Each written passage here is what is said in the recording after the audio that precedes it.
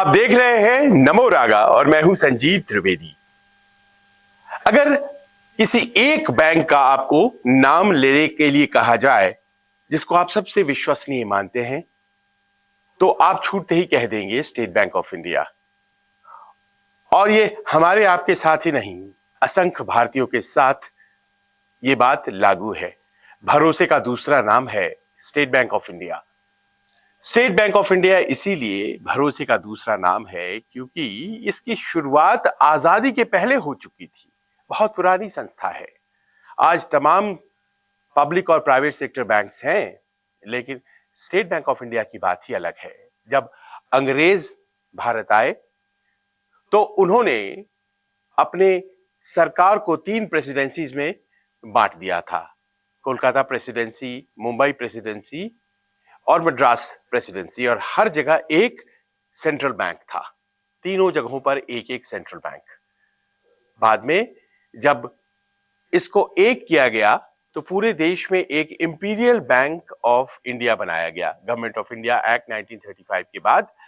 और imperial bank of India ही चलता रहा जब तक कि 1955 में 1955 में स्टेट बैंक ऑफ इंडिया नहीं बन गया।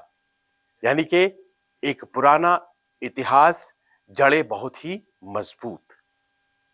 और ऐसे बैंक से उम्मीद की जाती है कि वो भारतीयों के हक में बात करेगी। सियासत या जो झंझावात आते रहते हैं राजनीतिक क्षेत्र में, उससे बहुत ज्यादा प्रभावित नहीं होगी। लेकिन ऐसा नहीं है, क्योंकि आज एसबीआई के प्रोफेशनलिज्म पर सवाल उठ रहे हैं, और ये सवाल उठाने वाला और कोई नहीं बल्कि देश की सुप्रीम कोर्ट है, चीफ जस्टिस ऑफ इंडिया है। वजह क्या है? बड़ा सिंपल सा मामला है। इलेक्टोरल बॉन्ड्स यानी कि चुनावी चंदे, इसको लेके एक मामला 4 सालों से सुप्रीम कोर्ट में चल रहा था। 4 सालों तक सुप्रीम कोर्ट में चलने के बाद नवंबर के महीने में पूरी सुनवाई खत्म हो गई।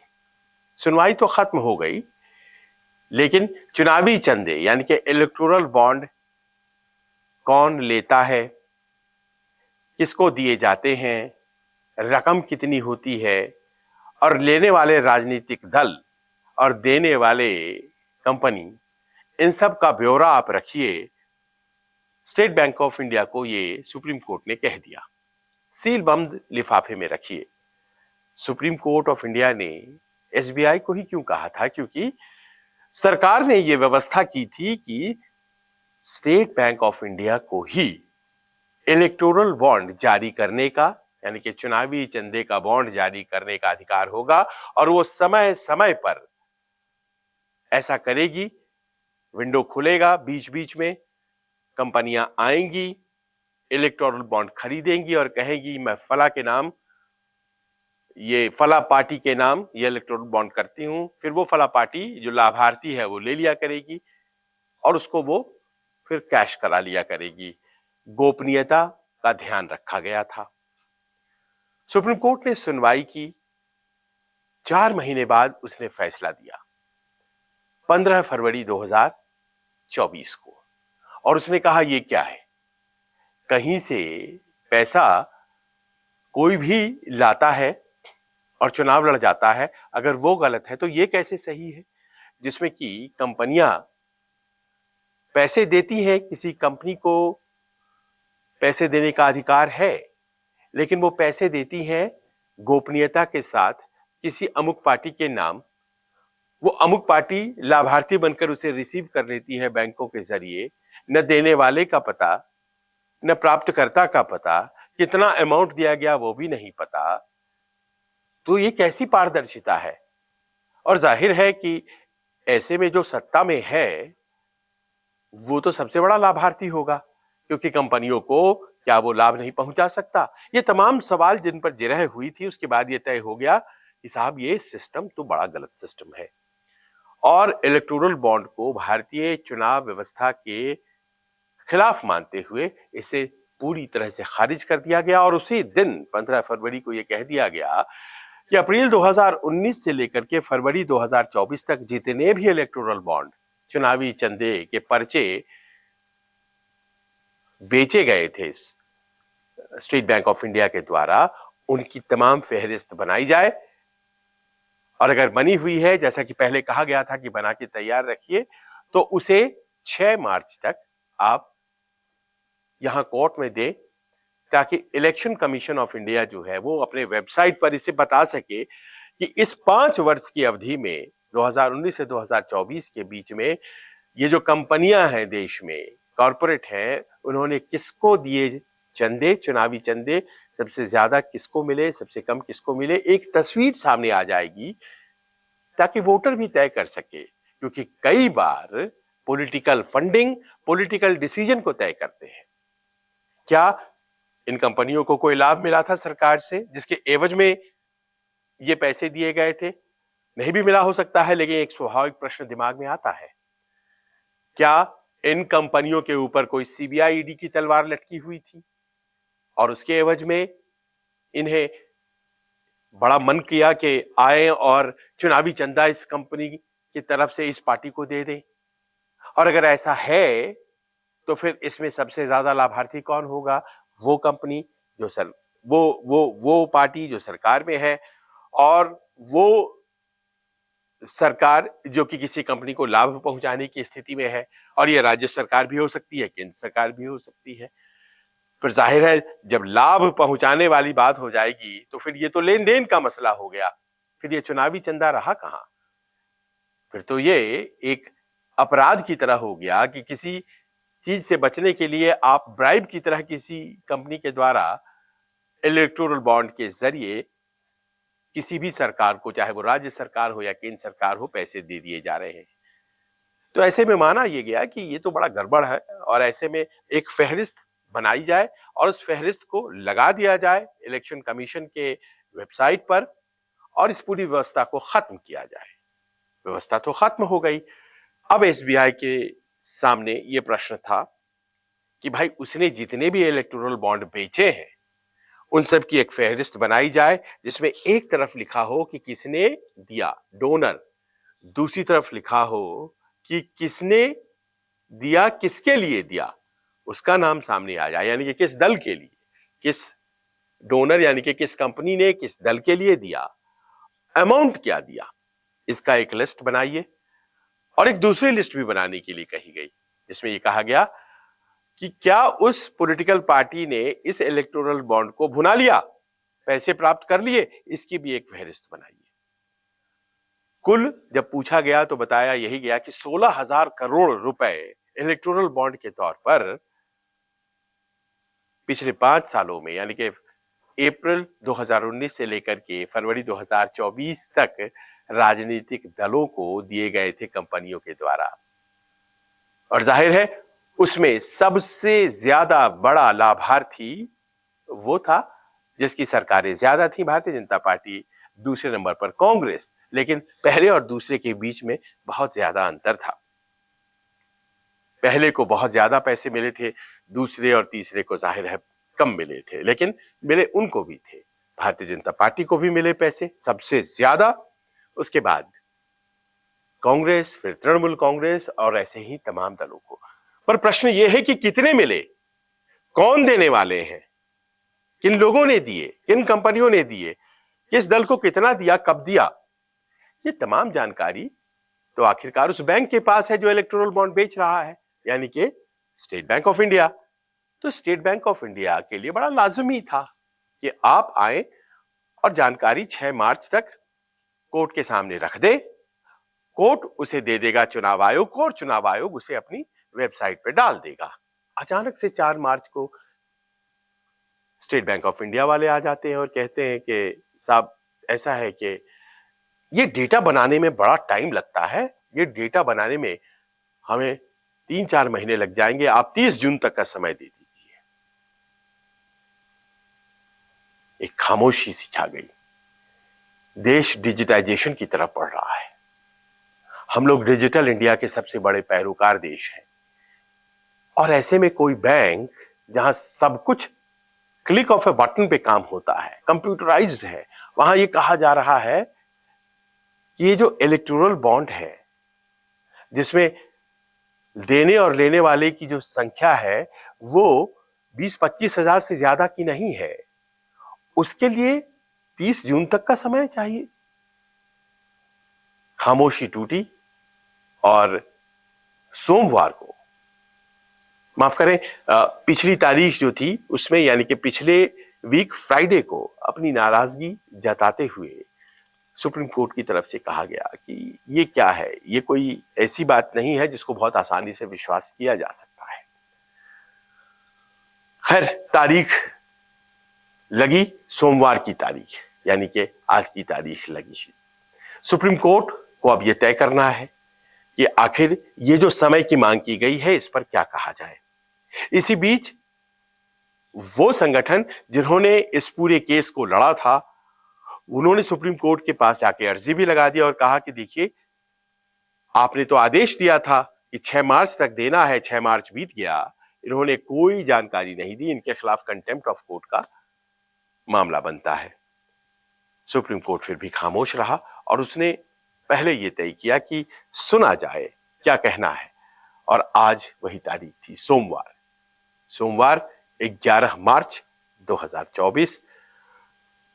एसबीआई की तरफ से बड़े वकील खड़े हुए, हरी साल्वे साहब, और उन्होंने कहा बहुत मुश्किल है, इतनी आसानी से डेटा नहीं दिया जा सकता है। और सुनते ही बड़ी नाराजगी हुई सुप्रीम कोर्ट ऑफ इंडिया को, और उन्होंने बड़े स्पष्ट लफ्जों में कहा कि पिछले 26 दिन क्या कर रहे थे। 15 फरवरी को फैसला आया, उसके पहले भी ये कहा गया था कि आप ये जानकारियां संकलित कर लीजिए, फिर भी आप आज आकर ये कह रहे हैं। ये जो संगठन है जो केस कर रहे हैं वो कह रहे हैं कि आप चुनाव के बाद इस तरह की जानकारियां साझा करना चाहते हैं, क्या ये सच्चाई तो नहीं है।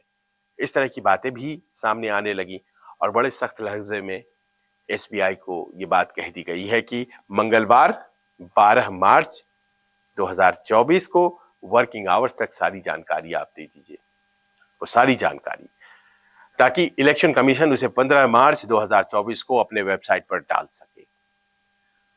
ऐसा करने की जरूरत क्यों आन पड़ी? आखिरकार ये तो एक जिम्मेदारी है जो कि स्टेट बैंक ऑफ इंडिया को निभाना था और बहुत आसानी से सारी जानकारियां उपलब्ध करा देनी थी। किस तरह से वो इस बात को जस्टिफाई कर सकता है कि उसके पास आदमी नहीं है, उसके पास वो तकनीक नहीं है। सुप्रीम कोर्ट अगर सख्त हो जाए और कहे कि मैं रिटायर्ड ऑफिसर्स को लगा दो इस काम में, तो क्या करेंगे? कितनी छीछालिदर हो जाएगी। और ऐसे में जाहिर है कि किसी दबाव में काम कर रहा है क्या सुप्रीम कोर्ट के आदेश पर एसबीआई क्यों नहीं दे रहा है? आखिर क्या बात है कि एसबीआई और कौन है जो दबाव बना रहा है? ये तमाम प्रश्न आज की तारीख में सामने है। चुनाव के पहले क्या वोटर को यह जानने का अधिकार नहीं है कि जो पार्टी उससे वोट मांग रही है आखिर उसकी फंडिंग कैसे हो रही है? आप जानते हैं आज की तारीख में यह मसला सिर्फ और सिर्फ एक पॉलिटिकल पार्टी या दो पॉलिटिकल पार्टी का नहीं है। ये मसला इस बात का है कि विधायकों को सिर्फ खर्च करने का अधिकार है 40 लाख, 90 लाख सांसद महोदय को, लेकिन क्या कभी आपने कोई चुनाव इतने पैसों में होते देखा है? एक आम आदमी जो प्रतिनिधि बनना चाहता है, जनप्रतिनिधि बनना चाहता है, वो आखिर कैसे मुकाबला कर सकता है उन दलों का, उन कैंडिडेट का जो पैसा पानी की तरह बहाते हैं चुनाव के दौरान और जिनके खर्चे कई करोड़ में चले जाते हैं, कई लोगों के तो 100 करोड़ तक चले जाते हैं सांसदी के चुनाव में, और खर्च करने का अधिकार 90 लाख का है और विधायकी के चुनाव में 40 लाख का है। बहुत बार बहस उठी है कि स्टेट फंडिंग ऑफ इलेक्शन होना चाहिए, यानी कि पब्लिक फंडिंग ऑफ इलेक्शन होनी चाहिए, और जितना खर्च दे सरकार उतने ही पैसे ही कैंडिडेट खर्च करे। लेकिन ये तमाम ऐसी बातें हैं जिस पर काम नहीं किया जा सका है, और इसी बीच समय समय पर इस तरह के विवाद आते रहते हैं इलेक्टोरल बॉन्ड की तरह के। 2017 तक नियम था, 2018 में ये लाया गया था, तो 2017 तक नियम ये था कि हर कंपनी को चुनावी चंदा देने का अधिकार है, अपने फायदे का 7.5% वो दे सकते हैं, लेकिन देने वाले का नाम, पाने वाले का नाम, सब कुछ पारदर्शी तरीके से लिखा रहता था। वो कानून ही बदल दिया गया और नया कानून लाया गया जिसमें देने वाले का नाम भी नहीं जानते हैं, पाने वाले का भी नाम नहीं जानते हैं, अमाउंट भी नहीं जानते हैं। अब उसको सुधारने के लिए सुप्रीम कोर्ट ने ये फैसला दिया है। देखना पड़ेगा कि 2024 के जो चुनाव होने जा रहे हैं खास तौर पर, उसमें 12 मार्च की तारीख कितनी निर्णायक होती है। पर बात इससे भी ज्यादा है। बात इससे इसीलिए ज्यादा है कि जो पॉलिटिकल पार्टी होती है उनकी फंडिंग का जरिया सिर्फ और सिर्फ इलेक्टोरल बॉन्ड थोड़ी ना होता है। उन्हें पैसे कैश में भी बहुत ज्यादा मिलते हैं और उनको आप कैसे रोक सकते हैं। छोटे छोटे अमाउंट राजनीतिक दल प्राप्त करते हैं और कह देते हैं कि हमारे समर्थकों ने हमें ये पैसे दिए हैं। इसकी कोई अकाउंटिंग नहीं है।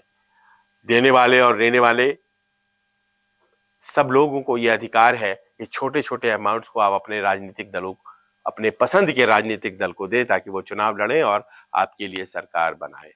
और कई दफे ऐसा होता है कि इसमें कुछ गुणा गणित लगा करके बहुत से पैसे कैश में प्राप्त कर लिए जाते हैं। बहुत से राजनीतिक दलों ने बड़े बड़े अपने पार्टी ऑफिसेज बना रखे हैं।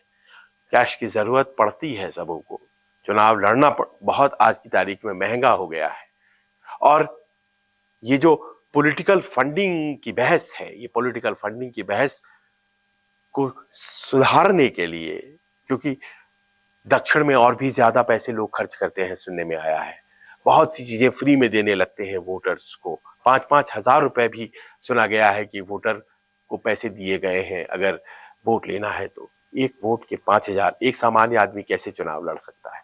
तो ऐसे में जरूरी है कि कुछ सुधारवादी कदम उठाए जाएं। और ये जो सुधारवादी कदम है उसकी शुरुआत है इलेक्टोरल बॉन्ड पे अंकुश, चुनावी चंदे पर अंकुश, फिर कैश में जो मिलता है उसके ऊपर भी अंकुश जरूरी है। और धीरे धीरे चुनाव वैसे भी अमीर लोगों को लड़ने और लड़ाने का एक जरिया बन गया है। सामान्य लोग, गरीब लोग या ऐसे लोग जो कि कमजोर पृष्ठभूमि से आते हैं वो थोड़े दिनों में इतिहास बन जाएंगे। जाहिर है कि ऐसे में बहुत जरूरी है कि लोकतंत्र को अगर सबल और मजबूत रखना है हमारे देश में, तो ये जो फंडिंग की प्रक्रिया है राजनीतिक दलों की, इसे प्रैक्टिकल तरीके से समझा जाए और कुछ रास्ते निकाले जाएं। 40 लाख में विधायक चुनाव लड़ ले, 90 लाख में सांसद, क्या ये संभव है? क्या इन आंकड़ों को बढ़ाने की जरूरत है? और अगर बढ़ा दिए जाते हैं तो उतना ही खर्च करे विधायक बनने वाला जो है या सांसद बनने वाला जो है, ये कैसे सुनिश्चित होगा? राह बहुत लंबी है, लेकिन 12 मार्च की तारीख अपने आप में बहुत ही निर्णायक साबित हो सकती है। कैसा लगा आपको ये न्यूज वीडियो? आप हमें अपने कमेंट्स के जरिए लगातार बताते रहते हैं। जाहिर है इस तरह की खबरें अभी और आएंगी, और भी ज्यादा, क्योंकि चुनाव की बस घोषणा होने वाली है। चुनाव आयोग बहुत सक्रिय है और वो जम्मू कश्मीर की यात्रा करने जा रहा है।